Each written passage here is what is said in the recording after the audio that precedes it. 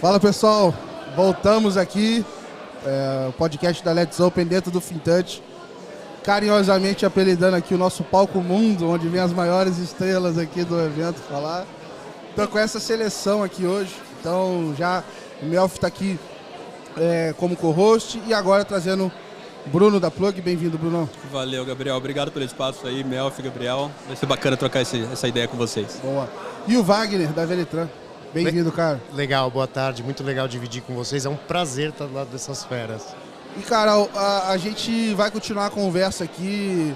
Acho que não poderia ser diferente de falar de futuro, Open, etc. A gente aproveitar para falar de tendência, de inovação. Eu sei que vocês são uma cabeça cheia de imaginação aí.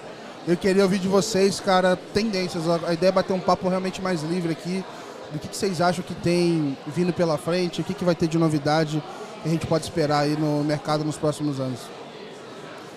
Quem vai começar? Posso começar aqui.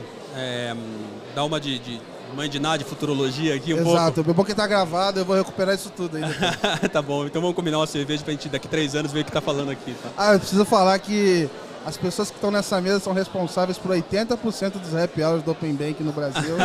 Então, nesse momento não está acontecendo nenhum porque a galera está aqui, cara. Falta 2 horas, 32 minutos e 4 segundos para isso. Agora, só um pouquinho antes do Bruno começar, você vê que futuro é 3 anos, entendeu? A gente nem vai arriscar mais, né? Ele falou, daqui 3 anos a gente Exato. Não, arriscou mais, já vamos errar em 3 anos, imagina mais. Né? Não abre essa janela. Mas vamos lá, eu acho que pra gente, não sei se vocês concordam, mas a gente está numa iminência de disrupção do sistema financeiro como um todo. Tá? Eu acho que a gente tem algumas características para isso, queria até ouvir a opinião de vocês também. O que é essa disrupção? Então, se a gente pegar outras indústrias que sofreram disrupção no mercado, não foi que eles pegaram um produto, inteiraram em cima desse produto, fizeram uma coisa um pouquinho melhor para transformar realmente o mercado. Foi que eles pegou o princípio básico ali e conseguiram criar algo totalmente novo. Vide Steve Jobs, vide o Airbnb que transformou, vide até o Google que mudou totalmente a agenda publicitária. Se a gente pegar o que está acontecendo hoje com o sistema financeiro que não sofreu disrupção, na verdade foram criados novos produtos, bancos digitais, está uma transformação muito grande, mas não é uma disrupção. Hoje a forma como a gente paga, como a gente faz, é a mesma coisa que a gente fazia há muito tempo atrás.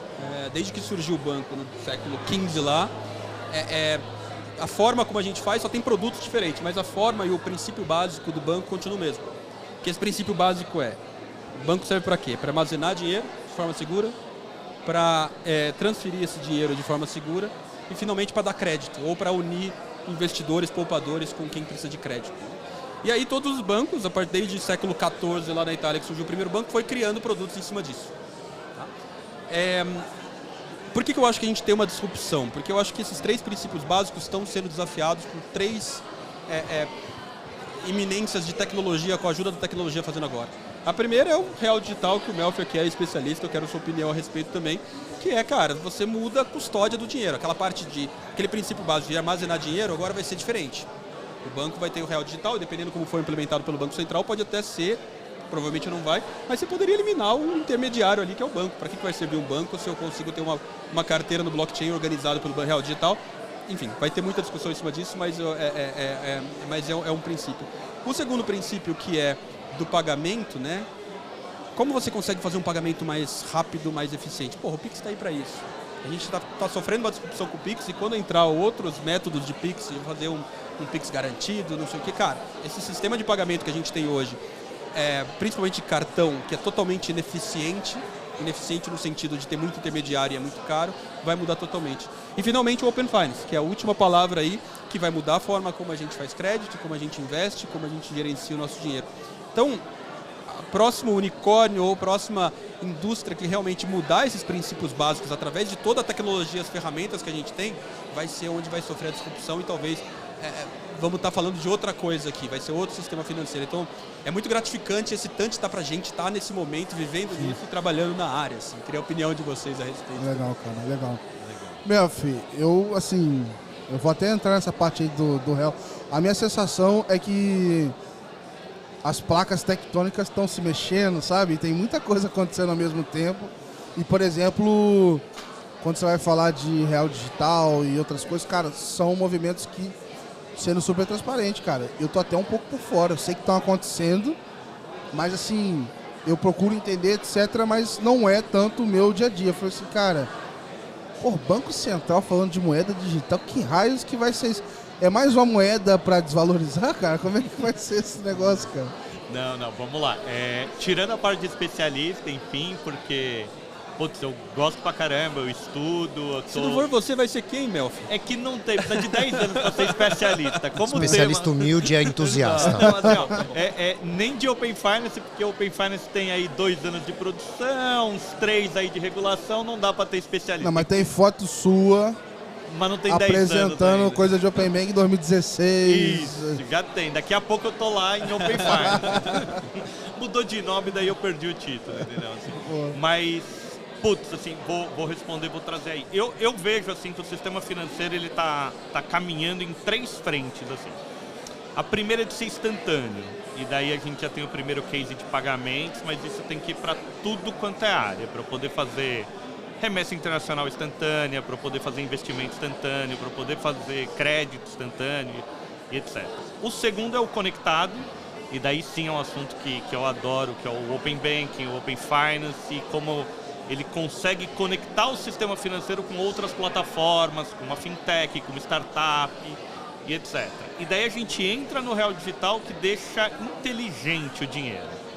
Então, independente dele ser cripto ou não, e daí a gente pode ver quem é o emissor daquela moeda, ele vai trazer características para o dinheiro com uma inteligência, preparando para fazer algumas coisas já no presente que eu poderia fazer, e daí foi o exemplo que a gente citou lá no painel, eu posso trazer ele aqui, mas para compras muito futuras. Então, assim, vamos pegar o exemplo do painel. Eu sou um vendedor, eu vendo produtos no Instagram, e daí eu quero vender esse produto para o Gabriel.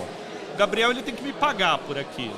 Em que momento que você vai transferir esse dinheiro que você nem confia em mim? Só quando eu te entregar a mercadoria. Mas daí como é que eu vou confiar em você se você realmente vai me transferir esse dinheiro? Então você deposita, você me paga com uma moeda digital que está amarrado num contrato inteligente, que fala que quando aquela mercadoria chegar num local, no caso do painel a gente falou num armário inteligente, eu depositei aquela mercadoria, ela está em garantia. Quando você retirar aquela mercadoria de lá e falar, peguei, putz, o dinheiro cai na minha conta, saiu realmente da tua. Você pegar aquilo e falar, não, isso é um tijolo, cai daí sim para um terceiro, analisar aquilo e ver onde foi o dinheiro, mas não está nem comigo nem com você, no caso, está com um terceiro. A história do oráculo que a gente falou aqui no outro papo mais cedo. Às vezes precisa de um terceiro de fora para validar toda a transação, se ela acontecer. Um grande e-commerce, ele consegue fazer isso hoje. Ele é esse oráculo, ele traz esse cara no meio e daí usa toda a rede, todo o sistema, etc. O dinheiro por si só não tem essa inteligência e várias outras que talvez precise. E daí é isso que o real digital tem um poder de deixar inteligente. E é fácil assim, né? Por que o sistema financeiro está avançando nisso? Putz, por causa da Netflix, entendeu? A Netflix é instantânea, eu vejo quando demanda. Eu quero ver um filme, eu clico e falo. Não é igual, não vou esperar até tal horas para começar. É conectado, lançou um filme, lançou no mundo inteiro, etc. E é inteligente, eu não vou pensar no que eu vou assistir. Eu vou abrir, ele vai falar, continuar daqui, ou se não, assista esse, e acabou. Então, é para isso que eu vejo o sistema financeiro caminhando, assim. E daí, não sei se eu consegui te explicar real digital, assim, Sim. em poucas palavras, mas daí a gente volta nisso. Boa. E aí, Wagner, como é que estamos? Não, legal. Na verdade, tudo que a gente está discutindo aqui são ferramentas. São a nossa caixa de ferramentas para o futuro. A gente já consegue facilmente dizer que o futuro dos bancos é ser invisível. Então, desde o conceito do Invisible Banking, a gente já está partindo para o conceito do Naked Payments. E o que vai ser tangibilizado não é mais a operação financeira, não é mais a burocracia bancária, nem a transação em si. Na verdade, só vai ser mais um meio. Vou tentar fazer uma analogia aqui para vocês. Por exemplo, o aplicativo de mensageria. A gente veio aí de um sistema de telefonia onde o telefone era algo fixo, onde o telefone, cada um tinha na sua casa, aquilo tinha um valor de linha, tinham orelhões nas ruas. Até o momento que a disrupção chegou a um ponto onde você consegue ter um telefone sem conta, sem ele existir fisicamente, e você usa isso, por exemplo, via WhatsApp.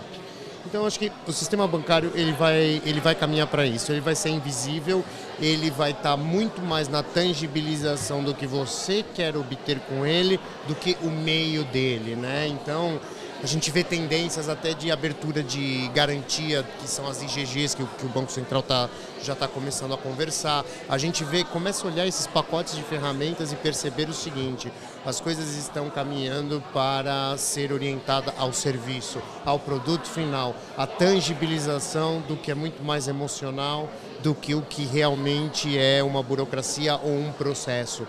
E isso você vê esses movimentos acontecendo, principalmente quando você olha os bancos muito preocupados com o seguinte: ora, se quem hoje presta serviço ou vende produto quer se bancarizar, o banco já entendeu que ele precisa adicionar serviços à demanda dele, porque senão ele vai virar algo totalmente intangível dentro de um sistema onde você vai fazer sem perceber, ou seja, tudo vai ser pagar um Uber. É fechar a porta do carro e sair. Isso para mim levanta um desafio que eu acho que ele vai ser superado em algum momento, que é a questão da identidade digital, né? Então, assim, você consegue tirar a fricção quando você tem confiança, né? É a mesma coisa que você sentar no restaurante e só pagar depois de comer. Você ir para um lugar e afiado, etc., que não te pede cartão nenhum. Porque a pessoa tem aquela confiança, ela sabe quem é você e em algum momento ela vai te cobrar. E eu sinto que hoje, um desses, acho que o principal, na minha visão, né? O principal ponto que pode habilitar todo esse avanço é essa questão da identidade digital, que eu acho que isso sendo superado, cara, acho que isso vai facilitar. Falando só de Open Banking aqui, né? Iniciação de pagamentos, compartilhamento de dados. Você vai contratar um crédito, acho que todo esse onboarding, o pessoal da indústria de onboarding deve ficar louco comigo de KYC, porque eu fico sempre reclamando, cara, quantas selfies que eu tiro no ano, quanto que cada empresa não está gastando de KYC, não sei se precisa disso tudo, assim, em algum momento eu acho que isso também é fricção e isso deve sair da frente, sabe? E aí acho que vai facilitar todo o resto, cara. Imagina que 5 anos atrás, Gabriel, que hoje é normal pra gente tirar uma selfie, pra abrir uma conta. 5, sei lá quantos anos atrás, 7 anos atrás, cara, você tinha que ir numa agência, pegar Opa, ainda tem, tá? Uma tecnologia do século V, que é uma caneta, e assinar um papel, como se aquele papel, aquele pedaço de tinta fosse significar alguma coisa que identifica uma pessoa, né? Então eu concordo com você, tem um gap gigante, cara, com o ID digital, que é... Eu achei o portal aqui, a Máquina do Tempo, essa semana, porque eu decidi retornar a morar no Rio. Eu resolvi morar no interior, lá na minha cidade natal, e aí eu tenho que fazer o contrato da imobiliária. Meu irmão, o que tu tem que fazer ali para eu provar que eu sou eu, e provar renda, e não sei o quê, e aí tem os fiadores. Cara, a burocracia. Cara, parece que eu tinha voltado a 1980, assim. E quanto mais afastado dos grandes centros, você começa a voltar mais no tempo, né? Mas fala aí, Wagner. Não, eu justamente ia comentar que o seu lastro, a sua validação de identidade vai começar a ser o seu comportamento, a sua biometria, óbvio, e os seus dados. Então, de certa forma, você consegue enxergar no futuro uma identificação tua sem selfie, mas de um modo muito simples. Qual a sua geolocalização? Qual o seu interesse? O que você já compartilhou de dados? Quais instituições já têm esses dados? Então, de novo, claro que a gente não consegue cravar um repositório geral onde a gente tenha os dados de todos e possam ser consumidos. Podemos, isso pode evoluir até lá. Mas o que a gente entende como identificação de cada um, como uma prova de vida, nada mais é do que o quanto você compartilhou dos seus próprios dados, qual o seu comportamento e como você monitora isso. E que é aquela dicotomia do Banco Central, né, do Open Banking, Open Finance, onde as pessoas dizem: olha, mas eu estou compartilhando meus dados, não existe nenhum risco. Nós, do outro lado, dizemos: justamente o contrário. Quanto mais dados ele me compartilha, quanto mais ele me diz quem é, mais eu tenho certeza que é ele. Então, essa intangibilidade que eu te comento, isso para mim claramente vai passar para a identificação digital. Manda bala aí. Não, pensando, explorando nisso um pouco, quem é o grande repositório desse ID. Hoje a gente tem iniciativas bacanas do governo digital, que é o GovBR. Tem os repositórios privados, que é todos os bancos, eles, através do Open Finance, eles já podem prover ID digital, de repente para a tua imobiliária. Você falasse assim, você quer saber quem sou eu? Conecta lá no Banco X. Não que ia melhorar muita coisa. O quê? Não que ia melhorar muita coisa. Não, mas pelo menos ele ia saber seu nome, sua data de nascimento, você não ia precisar mostrar isso aí. Ou mesmo, por que não? Assim, e daí é uma coisa que as instituições hoje, financeiras principalmente, fazem muito mal, né? Cara, conecta no meu Instagram, conecta lá no meu não sei o quê, você vai saber até onde eu tô gastando meu dinheiro, você não precisa ler meu extrato, ver minha foto. Se você for ver o meu Instagram, tipo assim, isso é muito fácil na internet quando você fala de golpistas. Cara, vê a data que foi criado isso aqui, vê a rede de relacionamento, vê quem tá comentando. Você consegue saber que não é uma conta fake porque ela tem relação real. Então, assim, isso tem um poder absurdo também, sabe? E tá lá, porque daí redes sociais, tem API, tá aberto, você pode criar aplicações, etc. Só que daí os meios aí, tanto o sistema financeiro como esses outros que precisam comprovar sua identidade, acabam não usando isso, né? Então, assim, entra um pouquinho aí de o que é tecnologia, e a tecnologia talvez a gente tem, mas como aplicar ela cada vez mais, assim, e daí a gente discute bastante de tecnologia, eu amo tecnologia, mas a aplicação dela falta, às vezes, no mundo real, né? Como é que você vê isso aí? Como é que você... Sobrou pra mim, Pode ser. Toca a bola aí. Cara, de identificação digital, eu acho que é um caminho natural que a gente vai ter, porque é um desafio já, uma dor que a gente tem e a gente tem que resolver. Igual você falou, tecnologia tem, né? Mas como aplicar, como respeitar a privacidade, como fazer com que isso não perda o controle. Da mesma forma do Open Finance, seus dados financeiros, se você compartilhou... Primeiro, eu duvido que muita gente sabe com quem compartilhou os dados. Aí, às vezes você compartilha com 1, 2, 3, 4 instituições e você nem sabe mais que você compartilhou e você está continuando compartilhando aquela informação, né? Então, antes da gente falar de monetização, que eu acho que eu passo uma pergunta que eu quero botar na mesa aqui para a gente conversar, tem que ter o controle.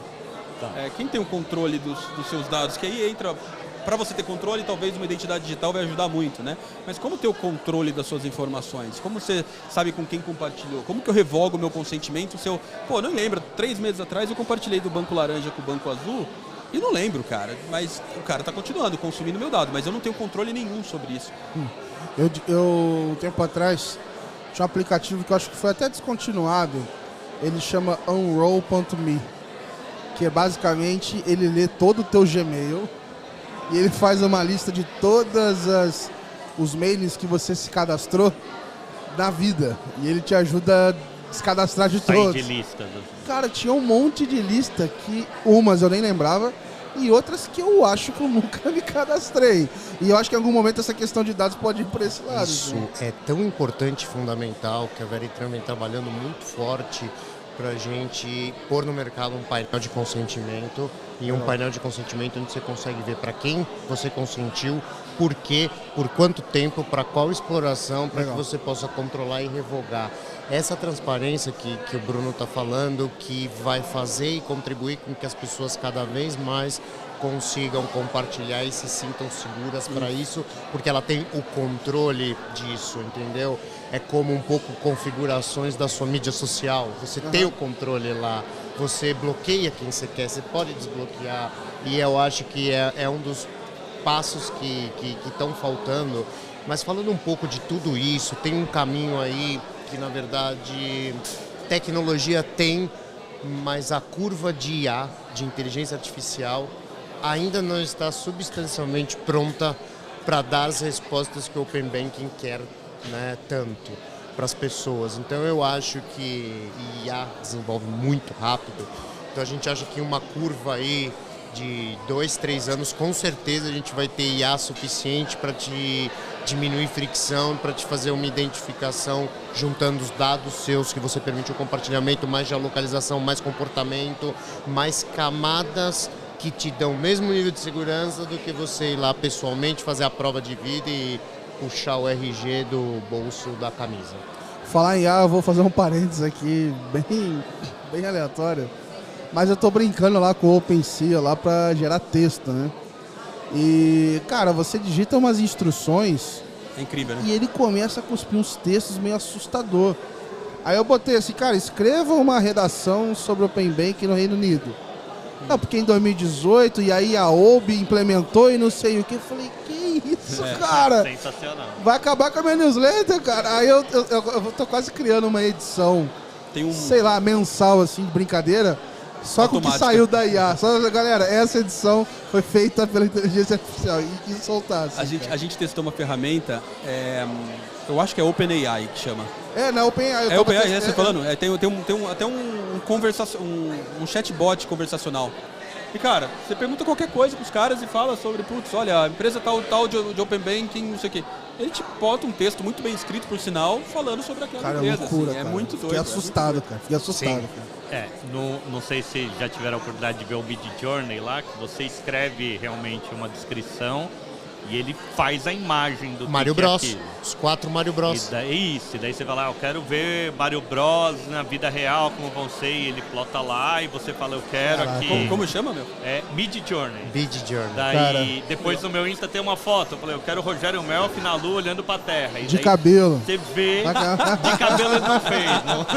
Então você consegue ver a terra, ver a lua, um cara com astronauta, então assim, é a inteligência artificial desenhando isso. E daí é um negócio incrível. Eu vi um moleque no Twitter, o que ele fez? Ele pegou, talvez tenha sido essa solução, ele pegou isso, automatizou o Twitter dele, e aí tem alguma coisa que fica gerando fotos de casas aleatórias, casas que nunca existiram.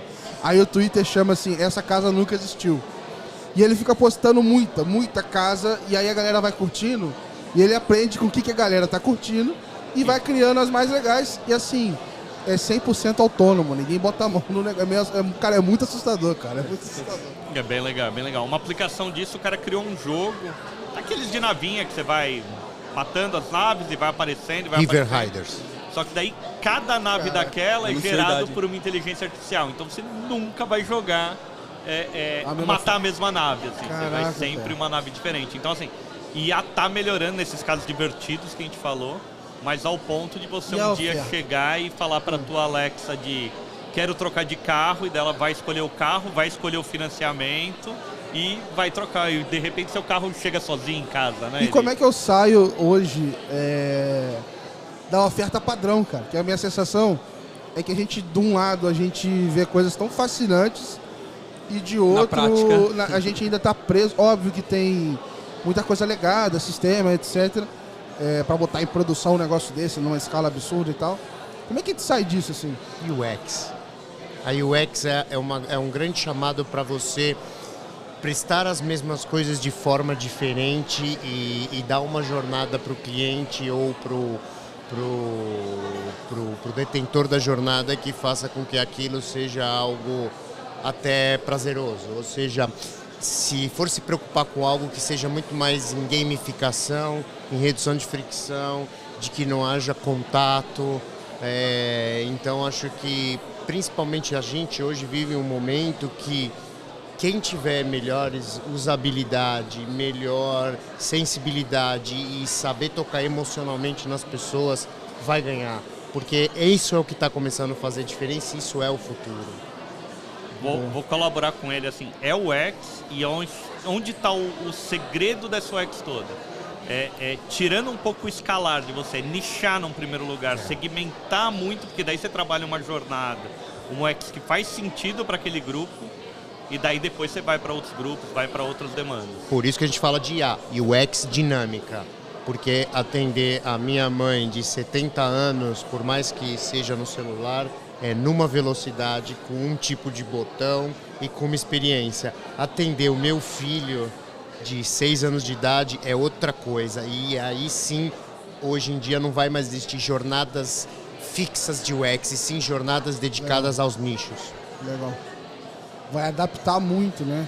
Eu estava, inclusive, nessas discussões de no-code, etc., eu estava lendo também dessa provocação. Você escreve uma instrução e volta pronto. Assim. Um negócio meio... realmente, assim, assustador. Cara, eu quero criar um onboard dessa maneira, a pessoa tem que fazer, sei lá, o Face ID e ela vai ver um ok no final.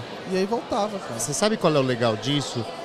É que quando você trabalha com low code, no code, inteligência artificial, você começa a virar um centralizador de melhores práticas, melhores necessidades que o cliente quer, para cada tipo de subgrupo que você quer atender. Então, você acaba centralizando isso e demonstrando o que você pode ter de melhor com várias experiências, com várias pesquisas embutidas, onde você tira a carga de uma empresa, por exemplo, isoladamente, dizer, eu preciso criar uma jornada, preciso fazer um laboratório, preciso entender meu cliente. Não, esquece isso. Isso já está feito, já está embutido dentro de coisas que são low code, no code e IA. Levantando uma pergunta aqui...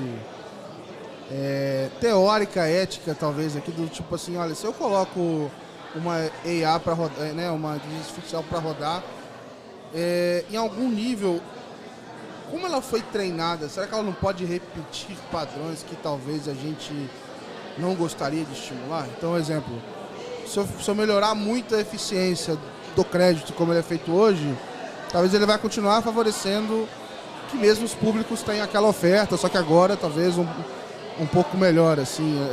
Como é que você treina ele com uma base diferente para esperar resultados diferentes, sabe? Quer começar, Bruno? Não, pode começar você. Vamos lá. É uma pergunta difícil, caramba. É difícil, mas eu acho que principalmente assim, onde que vai estar a inteligência da coisa toda na parte humana? É trazendo novas variáveis para a mesa.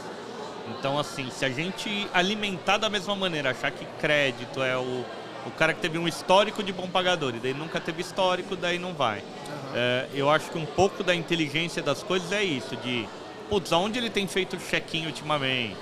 O que ele tem feito daquilo? Tem muita coisa que a gente usa em crédito, que é o bairro que ele mora, vizinhos, isso e aquilo. Tem que validar se tudo isso aí tem algum significado ou não. É muito melhor, de repente, eu pegar outros históricos, outras variáveis, enfim, dentro daquilo. Então, o modelo de crédito ele tem que ser repensado, assim, com certeza, para trabalhar com IA, com novas variáveis, etc. E demora um tempo, assim, para aprender. Daí nisso que eu penso muito no nichado, porque muito melhor eu preparar um modelo de crédito, assim, para crédito estudantil, numa faculdade X, num segmento Y, né? Do que pensar no modelo de crédito e colocar isso rodando no varejo direto e etc. A hiperpersonalização é o atalho da IA, porque ela vai saber lidar com cada um dos nichos. Ela provavelmente poderia dar respostas muito parecidas para todos nós aqui nessa mesa, que temos idade próxima, somos entusiastas de coisas parecidas e somos do mesmo segmento. E isso seria muito fácil, ela aprenderia comigo, com o Bruno, com o Melfi, contigo. Agora, como seria para um agricultor que depende de safra, depende de tempo, depende de várias variáveis que está fora dele? Criando e trabalhando esse ambiente com pares como ele, então a hiperpersonalização vai para esse caminho que, inclusive, baliza o que você chamou de bom senso comum. Tocando no ponto de hiperpersonalização que você tocou, eu acho que é unânime aí que é o futuro, né? Como você consegue dar uma oferta personalizada, apesar da gente morar no mesmo bairro, ter a mesma idade. Nosso momento de vida é diferente, nosso estilo de vida é diferente. A nossa renda pode ser igual, mas, cara... Manuel, eu ganho muito menos que você. Não ganho. Não me engana. Tem 3 empregos. É isso que eu ia falar, tem 3 empregos. É por isso mesmo que o negócio não tá fácil, não. Mas aí, eu acho que, pensando no mundo financeiro, quando a gente mudar a cabeça, mudar o mindset de que de produtos para experiência, já vai ser um grande avanço para até treinamento dessa inteligência artificial, né? Porque hoje, se você pegar os grandes bancos, cara, tem um cara que trabalha no produto de crédito imobiliário, crédito não sei o quê, outro é um investimento de renda variável. São todos produtos, cara, e a gente, como ser humano, eu não preciso de crédito e investimento, eu preciso de experiências, eu quero que o banco me apoie na minha experiência. Sabendo que eu acabei de ter uma filha, que o banco pode me ajudar a desenvolver com relação a isso? O momento de vida que eu tô. Se eu estou querendo mudar de apartamento, não é tentando me forçar, botando um nudge aí, falando, cara, olha aqui, ó, você tem 10 mil reais de crédito disponível, aproveite e tal, não sei o quê. Porra, eu tenho certeza que essa mensagem foi mandada para nós 4 e para mais milhões de pessoas da base. A hiperpersonalização com certeza é o caminho. Eu acho que como chegar nesse caminho é o grande desafio da IA e esses desafios que a gente está colocando na mesa. Eu queria comentar rapidinho assim, o que eu entendo do lado do acionista, mas eu nunca entendo como cliente, é como é que o banco tem... Esse mês o produto prioritário é consignado, vamos vender consignado. Todo mundo que entra na agência... Tira a campanha de agência e não... Que olham as coisas pelo PNL. Olha o por PNL. isso que eu falei, como acionista, você até entendo, mas cara... E não olham as coisas da forma de oportunidade e de saber qual é o momento de cada um. E talvez nem tenha como capturar dados suficiente hoje para isso. Então, é um pouco assim, olha, agora a gente vai chutar de meio de campo. Tá difícil entrar na área, vamos chutar de meio de campo. Ah, entra umas 2 bolas? Entra, depois você chutar 100 vezes, vai entrar umas 2 bolas. Mas é mais ou menos isso. Legal. Agora, o Bruno falou um negócio muito importante, que é o momento de vida. E eu acho que se a instituição financeira, e principalmente o mercado de seguros, consegue capturar o momento de vida, onde o usuário está na jornada dele e tudo mais, ele consegue converter o produto. Inteira, irmão. Posso falar uma... Converter o produto e fidelizar o cliente de uma forma tremenda. Vou te falar um exemplo prático que aconteceu comigo quando eu estava morando na Espanha. É um exemplo besta, mas é muito o que você está falando, Melfi. Eu tinha uma PFM, enfim, testava todo tipo de PFM no mercado que eu trabalhava com isso. E tinha uma PFM que era muito boa. E aí os caras... Eu usava, fazia minha gestão financeira por aquele aplicativo. E eu, na Espanha, comprei um cachorro. Comprei um cachorro naquele momento. Eu fui num veterinário, gastei 150 euros no veterinário. Fui lá no pet shop da vida e gastei mais 90 euros com todos os apetrechos de cachorro. Cara, no dia seguinte, depois de eu ter tomado uma facada de quase 200 e poucos euros, eu falei, caramba, cara, é um gasto extraordinário, assim. O cara me deu um nudge ali e falou assim, Bruno, você não quer um seguro pro seu pet? Eu falei, porra, cara, acho que era R$14,90 por mês. Eu falei, porra, velho, você acabou de ver, é até sacanagem, porque você sabe que eu preciso desse negócio. Cara, contratei, porque aí é a hiperpersonalização, é no momento que eu preciso, é contextualizado e é o que você falou, é um seguro, pode ser um seguro animal, mas, cara, todo mundo precisa do momento e tem que saber a hora certa de você conseguir. Mas o dia que seu cachorro engolir moeda e você tiver que sair correndo... Aí eu ligo pro Gabriel, porque o Gabriel já teve todos os problemas com o cachorro dele. Eu deveria ser patrocinado por ramo pet, eu sempre falo, cara, o que eu gasto de dinheiro com pet, eu falo de seguro de pet aqui é brincadeira. Eu tenho um agora, não vou falar o nome agora, mas, cara, mudou minha vida. Mudou minha vida. E isso é legal porque quando você está nesse momento de vulnerabilidade e você usa daquele serviço, pronto. Sabe o que chama isso? Conexão emocional. Quando você tem conexão emocional com o cliente, você tem a fidelização como 90% garantida. E eu recomendo para todo mundo, viu? Eu não ganho tiro, não ganho R$1. Todo mundo, o cara tem um pet, eu convenço ele, falo, cara, é baratinho, faz, que eu tô te falando, faz, depois você me conta. Eu recomendo nem ter pet, né? Ah, que isso, cara. Cuidado, não, assim, se você ainda não tem, eu não recomendo que você tenha, porque uma vez que você tiver, você vai amar tanto que, cara, você não vai querer... Eu já tive minha fase pai de pet, eu confesso, mas aí depois que eu tive filhos, ressignifica. Eu tenho 2. Mas eu queria linkar aqui, Bruno, você percebe assim, ó, esse aplicativo aí que você usou, ele justamente foi aquele momento inteligente Netflix. Você abriu lá, já estava o produto que você queria, já clicou e foi rápido e fácil. Ele não vai ficar te enchendo. Se você talvez desse não, ele não ia ficar todo dia te convencendo naquilo, né? Então, assim, é isso que a instituição financeira ou quem vai entregar o produto financeiro, que o Wagner falou que os bancos estão invisíveis aí, ele tem que ser inteligente, ele tem que te entregar o produto na hora que você quer, no momento que... Sabe qual é o meu sonho? Eu apertar um botão, tenho uma relação com o banco X, eu aperto o botão e falo assim, ó, minhas finanças estão no piloto automático. Eu sei que tem uma inteligência ali que está alocando meu dinheiro da forma certa, que está pagando minhas contas em dia, que sabe alocar meu dinheiro, que eu vou perguntar para ele, falo, puta cara, gostei daquele carro, tenho condição de comprar? Me indica um financiamento que esteja de acordo com o meu momento de vida, que consegue falar para mim que tipo de coisas que eu tenho que abrir mão da minha vida para conseguir comprar Que aloque os carro. recursos para o seu carro e que em belo tempo você receba só a notificação. Pode comprar o carro. É piloto automático da minha vida, da minha vida financeira.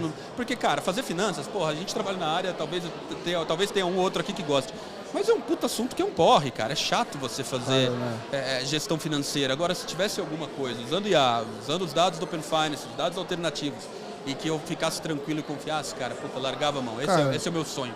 Toda vez que sobra uma economia lá em casa, eu já sei que é dor de cabeça, porque eu vou ter que aplicar, porque eu vou ter que olhar, porque eu vou ter que pôr. Aí você já é o louco do Excel, que já começa a calcular semanalmente, e assim vai. Eu vou ser o cara chato aqui agora, que eu vou fazer o seguinte.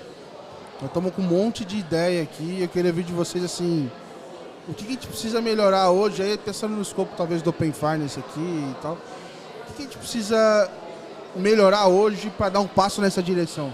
Ó, não tô nem falando pra gente resolver tudo não, assim. Painel de consentimento mais agregador. Eu acho que isso seria um grande destravador até para as pessoas, do mesmo jeito que você consegue consultar suas chaves Pix, em quais instituições você tem esse controle, hoje no mercado está faltando justamente esses painéis de consentimento. E ele tem duas vias. Tudo bem, ele pode fazer com que o cliente estimule ele a que outra instituição dê a autorização. Ok, mas se você está sendo transparente e você está propondo essa experiência para ele vai pensar duas vezes, porque através do seu painel ele consegue controlar tudo que ele tem e onde está. Então ele sempre vai visitar o seu aplicativo e fidelizar ele é um belo caminho. Boa. Então te falo que já em breve.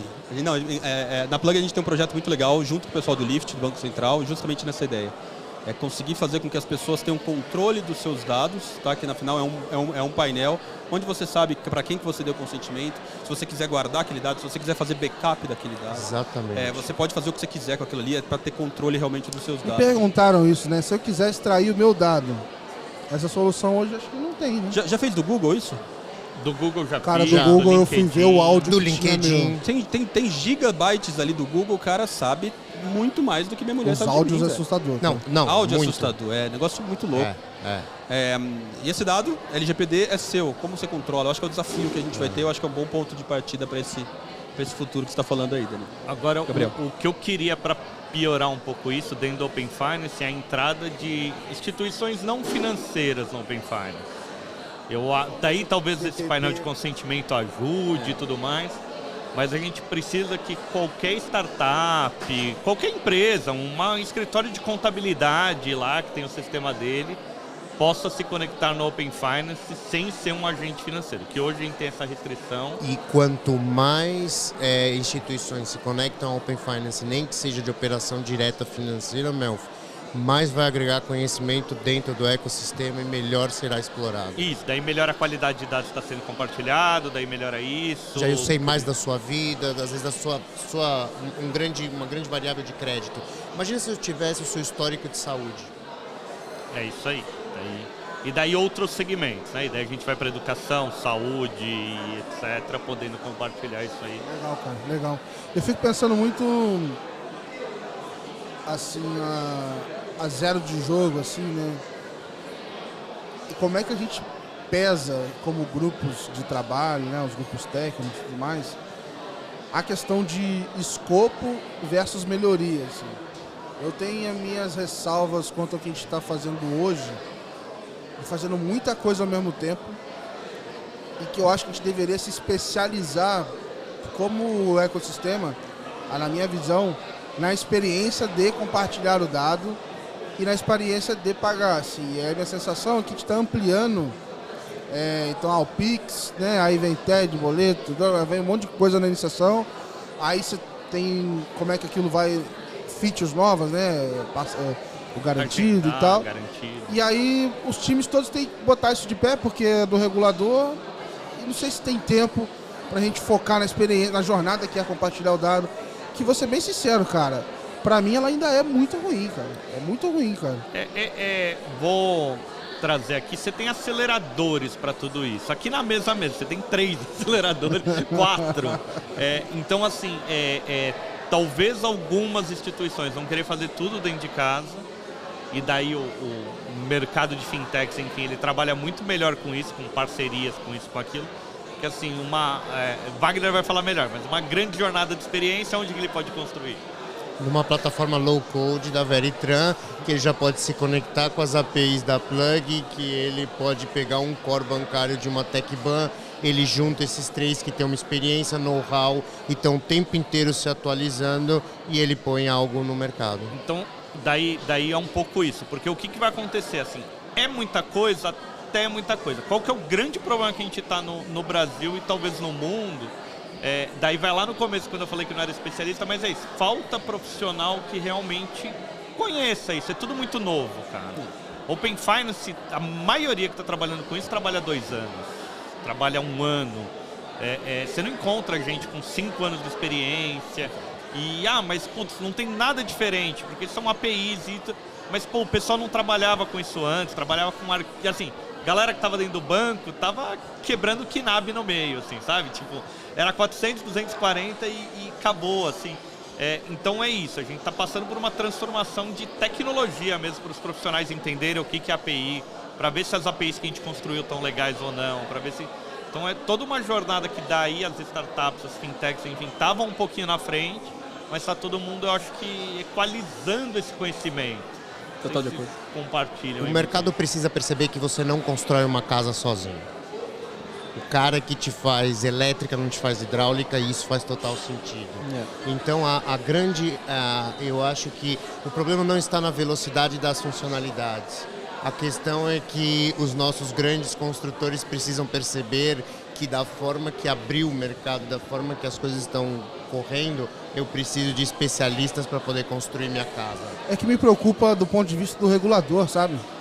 Ao invés do grupo técnico estar discutindo em como é que melhora a experiência e vira tipo app to app de verdade e não app to browser, essa merda que às vezes aparece, ao invés de eu discutir isso, eu estou espalhando em um monte de outras discussões. Tô querendo colocar seguros e não sei o quê. E falando de Open Investment, Energy, Health e... Essa questão browser app sempre vai existir porque dentro de um equipamento web você não vai ter uma câmera e uma mobilidade tão simples quanto disso. Então eu acho que isso até é uma questão, de certa forma, mais simples. Eu vejo também aí, muito ligado a isso, a questão de você precisar acelerar e poder ir com parceiros para poder construir experiências. Então, Desculpa interromper, Wagner, mas eu acho que o seu ponto de que a gente está tentando abraçar muita coisa e não está fazendo talvez o básico tão correto, que foi que eu entendi, tem um fator de falta de foco, enfim, mas tem um fator que eu acho que grande aqui, que cara, tem um lobby bancário ainda, queira ou não queira, um dos lobbies mais impressionantes e fortes que existem no mercado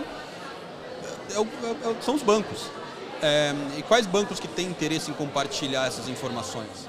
A partir do momento que você coloca um monte de advogado para ficar discutindo sobre UX, complica. Então, assim, absolutamente nada contra advogado, tá cada um defendendo seus interesses. Mas quem a gente tava falando, o cara da elétrica olha a elétrica, né? Exato, cara. E o advogado pode meter o dedo em qualquer coisa ali, falando, não, olha, app to app não é seguro, ponto final. E aí vem toda a discussão em cima. Foi legal isso, porque eu estava comentando justamente no painel lá em cima, porque apesar de você achar que o Banco Central está metralhando várias funcionalidades, isso é legal, porque de certa forma ele está caminhando junto com a tecnologia e ele está balizando e ele está fazendo com que o ecossistema seja interoperável.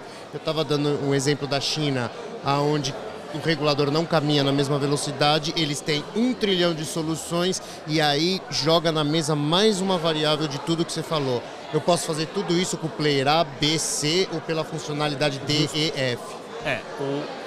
Defendendo aí um pouco o regulador, por que a gente não tinha Open Banking em 2016? Porque todas as instituições que eu fui falaram, não vou abrir API. Obviamente não.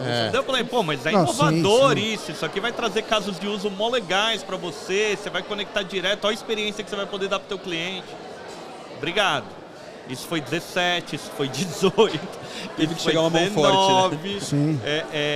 Então, enfim, lá em 2019 foi quando o Banco Central virou e falou, vai ter Open Banking sim. Então ele avisou o mercado. 2020 ele soltou a regulação. Sim. 2021 que ele teve que falar, eu não vou mudar o cronograma. E hoje a gente fica discutindo em 22. Então, assim, o que eu quero trazer com isso? Acho que não existiria mesmo se não fosse o regulador. Conforto do mercado, independente, assim, nem sei se lobby, se isso e aquilo, mas a gente tava com...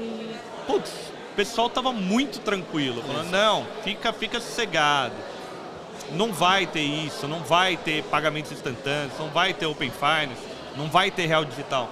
Só que agora eu acho que já não tá tão, porque, sei lá, o real digital já vira, não, vamos começar a olhar isso aí. Olha, sem tanta experiência e funcionalidade Open Banking, um banquinho roxo tirou 40 milhões de clientes de todos os outros bancos.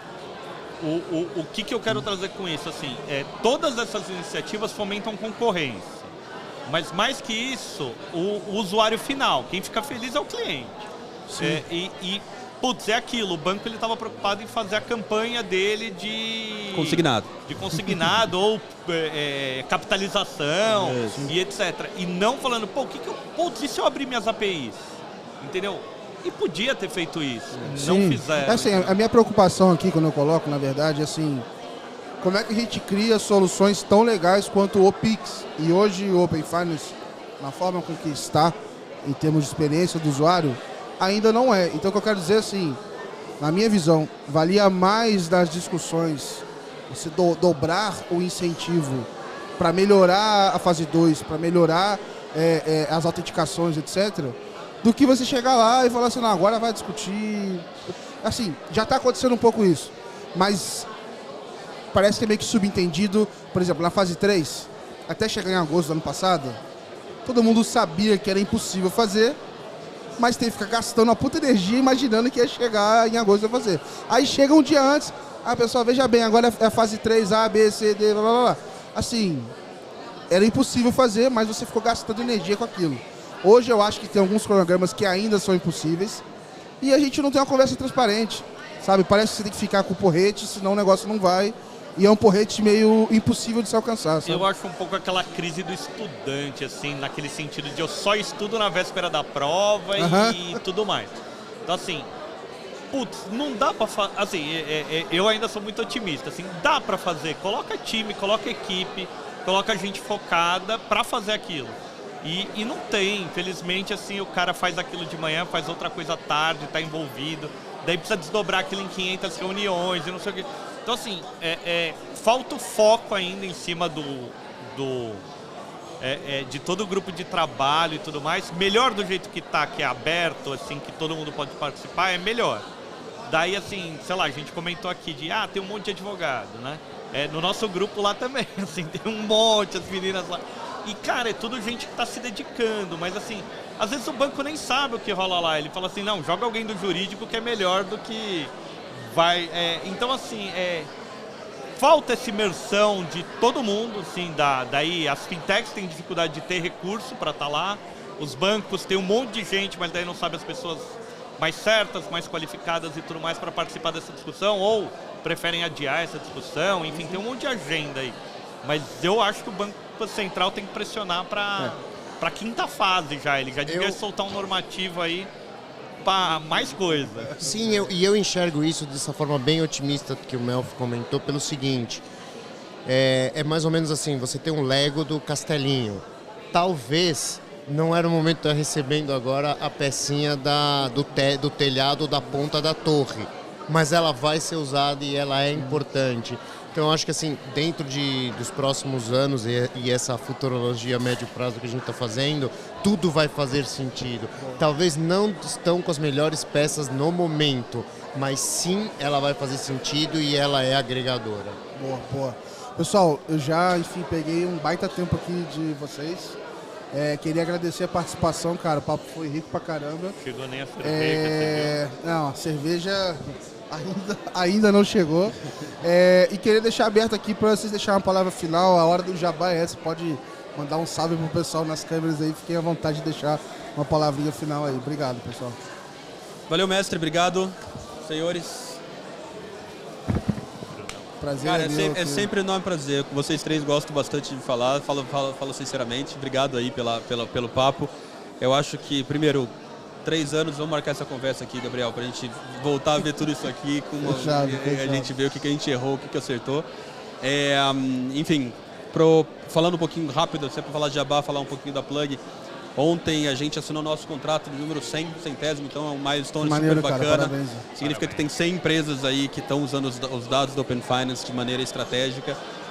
Fico muito feliz de trabalhar com grandes bancos, mas com aquelas fintechs pequenas, muitos que estão aqui até.